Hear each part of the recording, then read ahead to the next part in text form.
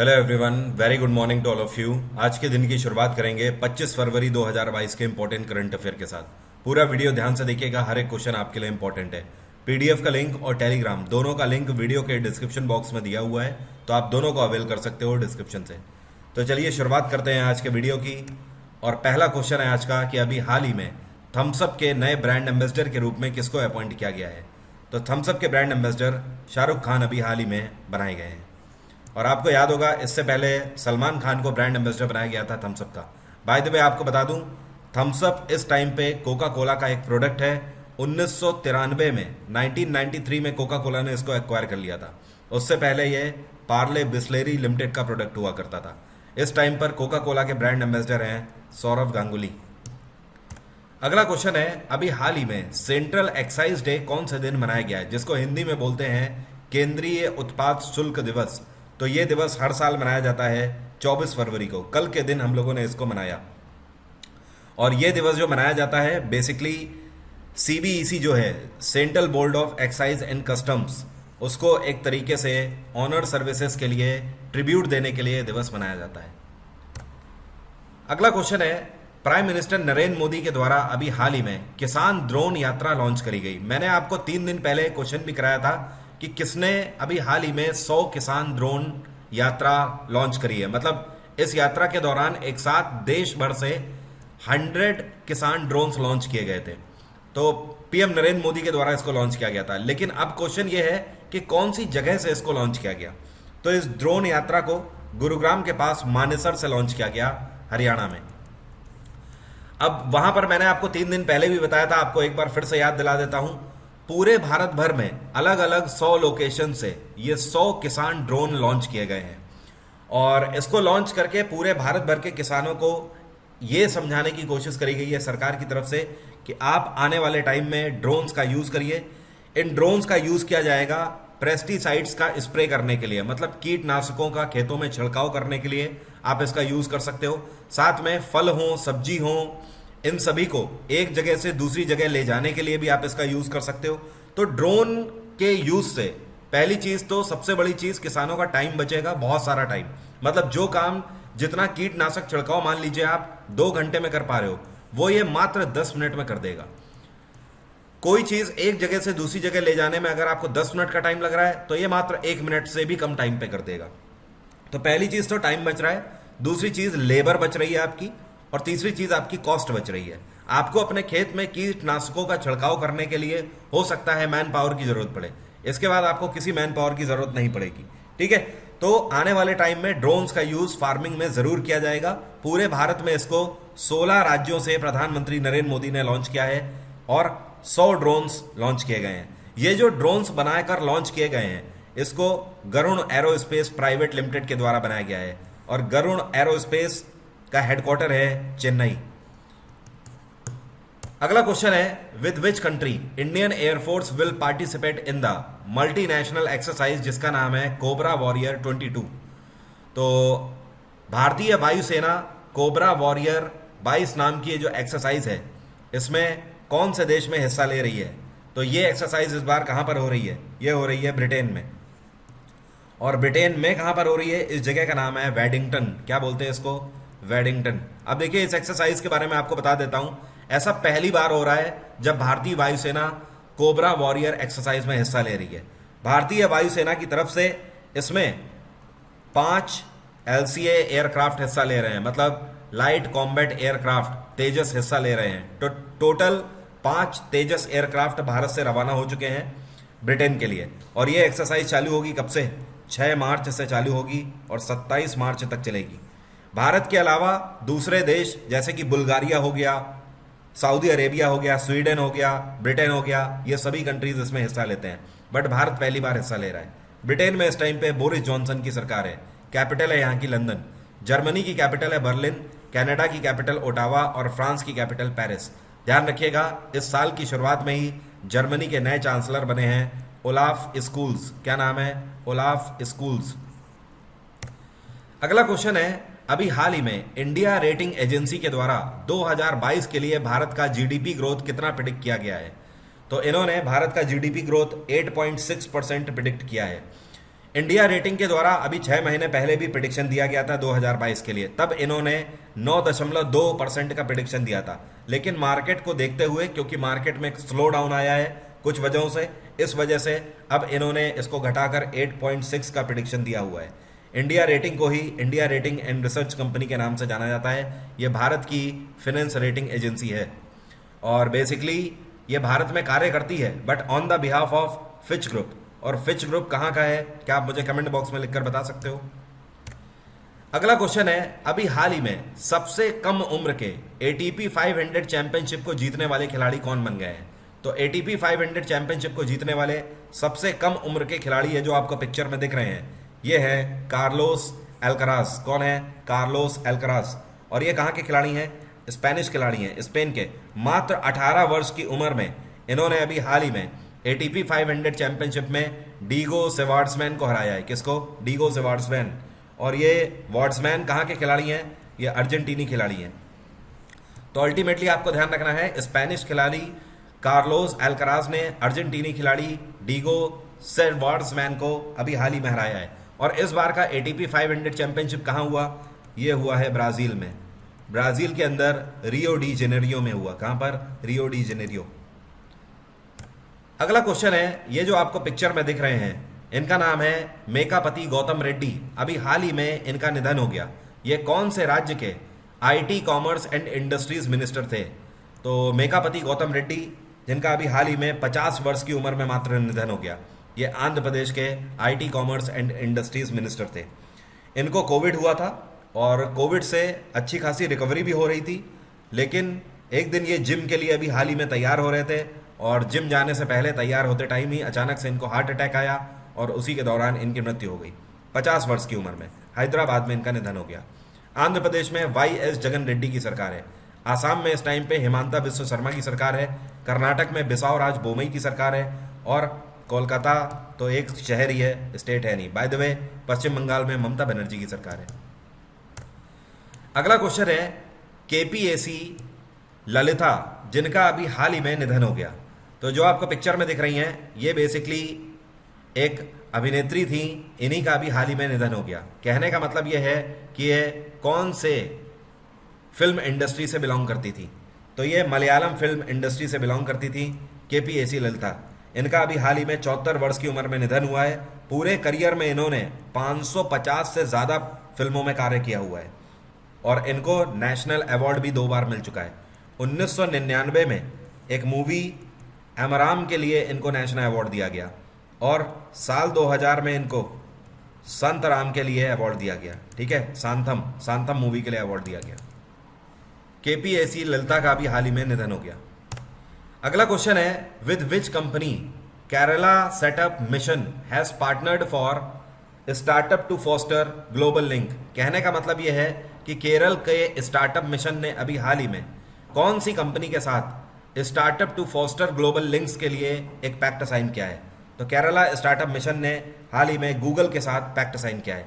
देखिए, जो Kerala startup mission है, इसका मेन मोटो ये है कि केरल के अंदर जो एंटरप्रेन्योर्स हैं, छोटे और लघु उद्योग करने वाले जो लोग हैं और जिन्होंने अभी हाल ही में अपना नया व्यापार जमाया है, उनको कहीं ना कहीं मार्केट में बूस्टअप दिया जाए, मदद करी जाए उनकी। तो इसके लिए इन्होंने गूगल की मदद ली है। गूगल क्या करेगा? पूरे वर्ल्ड में मार्केट नेटवर्क कनेक्टिविटी प्रोवाइड करेगा केरल स्टार्टअप मिशन को, जिसकी मदद से दुनिया भर के इन्वेस्टर्स केरल स्टार्टअप मिशन से जुड़ेंगे और केरल के अंदर जो छोटे और लघु उद्योग करने वाले लोग हैं, उनके व्यापार में बढ़ोतरी देखने को मिलेगी। गूगल की स्थापना 1998 में करी गई थी। गूगल का हेडक्वार्टर है कैलिफोर्निया और इसके CEO हैं सुंदर पिचाई। गूगल की स्थापना लैरी पेज और सर्जरी ब्रांड के द्वारा करी गई थी। IBM का हेडक्वार्टर है न्यूयॉर्क, इन्फोसिस का हेडक्वार्टर है बेंगलोर और माइक्रोसॉफ्ट का हेडक्वार्टर है वॉशिंगटन। अगला क्वेश्चन है, अभी हाल ही में rural connectivity GIS data launch किया गया है पब्लिक डोमेन में। इसको किसके द्वारा लॉन्च किया गया है? तो इसको यूनियन मिनिस्टर गिरिराज सिंह के द्वारा लॉन्च किया गया है। गिरिराज सिंह इस टाइम पे रूरल डेवलपमेंट एंड पंचायती राज मंत्रालय संभाल रहे हैं। तो इनके द्वारा 22 फरवरी को नई दिल्ली में GIS डेटा पब्लिक डोमेन में लॉन्च किया गया है। अब यहाँ पर GIS का मतलब क्या है समझ लो। GIS का मतलब है जियोग्राफिक इंफॉर्मेशन सिस्टम। ये एक ऐसा डेटाबेस है जो कि लॉन्च किया गया है इनके द्वारा, और भारत में हमारे जितने भी स्टार्टअप्स हैं और एंटरप्रेन्योर्स हैं, समझ लो कि आप एक नई कंपनी खोल रहे हो और ये नई कंपनी मान लीजिए शूज बना रही है, जूते बनाती है, ठीक है। अब आपको ऐसे जूते बनाने हैं जो कि आप जम्मू कश्मीर के लिए बना सकें और वहां पर माउंटेनिंग करने वाले लोगों के लिए, या फिर एक दूसरे तरीके का आपको शू बनाना है जो कि अरावली रेंज पर माउंटेनिंग करने वाले लोगों के लिए हो। तो देखिए, अरावली पहाड़ियां जो हैं यहाँ पर बर्फ नहीं होती है, तो आपको दूसरे तरीके के जूते बनाने पड़ेंगे। जम्मू कश्मीर वाले रीजन में बर्फ होती है, तो यहाँ पर पहाड़ों पर चढ़ने के लिए आपको दूसरे तरीके के जूते बनाने पड़ेंगे। अब आपके पास ये आइडिया कहाँ से आएगा, आपको पता कैसे लगेगा कि कहाँ पर आपको किस तरीके का जियोग्राफिकल टर्म मिलेगा? तो ये जो डेटा है, इस डेटा से आप देख सकते हो किसी भी जगह का मौसम, साथ में कहां पर लोगों की क्या डिमांड है, कहां पर किस चीज का सबसे ज्यादा यूज किया जाता है, लोग किस चीज का कम यूज करते हैं। मतलब ये एक ऐसा डेटाबेस है जो अभी हाल ही में व्यापार शुरू कर रहे हैं या एंटरप्रेन्योर्स हैं, उनको कहीं ना कहीं जानकारी देगा हर बारे में। ओके, तो अल्टीमेटली कहने का मतलब ये है कि जो जीआईएस डेटा अभी हाल ही में लॉन्च किया गया है, ये 8 लाख रूरल फैसिलिटीज आपको देगा, मतलब 8 लाख तरीके का डेटा आपको रिप्रेजेंट करेगा। ओके, जिसको गिरिराज सिंह के द्वारा अभी हाल ही में लॉन्च किया गया है। अगला क्वेश्चन है, अभी हाल ही में मेंढक की एक नई प्रजाति पाई गई है और इस प्रजाति का नाम है यूफ्लेक्टिस जलधारा। ये प्रजाति कहां पर पाई गई है मेंढक की? तो ये जो आपको पिक्चर में दिख रही है एक अद्भुत प्रजाति मेंढक की, ये वेस्टर्न घाट में अभी हाल ही में पाई गई है।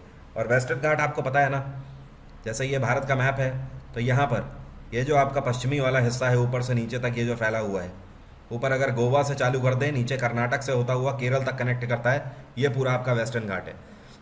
इस रीजन में यूफ्लेक्टिस जलधारा नाम के इस मेंढक की नई प्रजाति पाई गई है। इस मेंढक की खास बात यह है कि ये फ्रेश वाटर में रहने वाला मेंढक है, सिर्फ और सिर्फ मीठे पानी में ही रहता है ये मेंढक। और इसका एक और नाम है, इसको जलधारा स्किटरिंग फ्रॉक के नाम से भी जाना जाता है। क्या बोलते हैं? जलधारा स्किटरिंग फ्रॉक। अगला क्वेश्चन है, अभी हाल ही में पीएम नरेंद्र मोदी की इकोनॉमिक एडवाइजरी काउंसिल में फुल टाइम मेंबर के रूप में किसको अपॉइंट किया गया है? तो आर्थिक सलाहकार परिषद में फुल टाइम मेंबर के रूप में नियुक्त किए गए हैं। ये जो आपको पिक्चर में दिख रहे हैं ये हैं संजीव सन्याल। और संजीव सन्याल कौन है तो आपको बता देता हूं, आप लोगों ने ड्यूस बैंक का नाम सुना होगा, ड्यूस बैंक के मैनेजिंग डायरेक्टर थे ये। तो इनको अगले 2 साल के लिए पीएम नरेंद्र मोदी की इकोनॉमिक एडवाइजरी काउंसिल में परमानेंट मेंबर के रूप में अपॉइंट किया गया है। तो ये 2 साल तक कार्य करेंगे। और ये जो इकोनॉमिक एडवाइजरी काउंसिल होती है, ये एक तरीके से इंडिपेंडेंट बॉडी है जो कि सीधे सीधे प्रधानमंत्री को रिपोर्ट करती है और पीएम को ये बताती है कि फाइनेंस में किस तरीके से सरकार को आगे फैसले लेने चाहिए और किस तरीके से देश की जो अर्थव्यवस्था है वो चल रही है, आगे आने वाले टाइम में क्या क्या उसके पूरक हो सकते हैं, ये सारी चीज़ें बताने का काम करती है इकोनॉमिक एडवाइजरी काउंसिल। अगला क्वेश्चन है JICA। JICA का मतलब है जापान इंटरनेशनल कॉरपोरेशन एजेंसी। इन्होंने अभी हाल ही में भारत का एक कौन सा शहर है जिसमें नदियों की सफाई के लिए 1000 करोड़ रुपए की मंजूरी दी है? तो 1000 करोड़ JICA के द्वारा अभी हाल ही में पुणे के लिए एलोकेट किए गए हैं। पुणे में 2 नदियां बहती हैं, एक है मुला नदी और दूसरी का नाम है मुथा नदी। तो मुला और मुथा नदी ये पुणे की सबसे ज़्यादा पॉल्यूटेड नदियां हैं, सबसे ज़्यादा यहाँ पर पॉल्यूशन है, थर्मल पॉल्यूशन।